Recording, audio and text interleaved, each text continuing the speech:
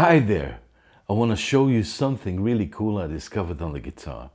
I call it the dice method, and it's kind of like having a cheat code for your fretboard. You know how a dice has those little dots, 1 dot, 2 dots, all the way to 6.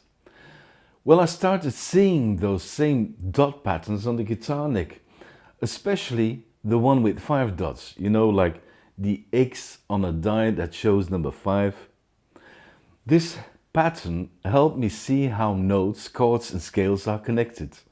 Like instead of guessing where to put my fingers, I could see where to go next. Boom! Just like that. It helped me play chords in cooler, smaller shapes, move them up and down the neck in a simple way, find the right notes for soloing without thinking too much, understand how music actually works on the guitar, giving you great insights. It's like turning the whole fretboard into a little game board. Each dice number shows you a new trick.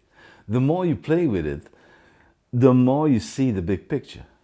And the best part, once you learn it, the fretboard doesn't feel like a big scary puzzle anymore. It's more like, oh yeah, I know where I'm going. So if you've ever felt lost on the neck and wondered what note should I play next, the dice method is here to help. Trust me, it's fun. You're gonna love it.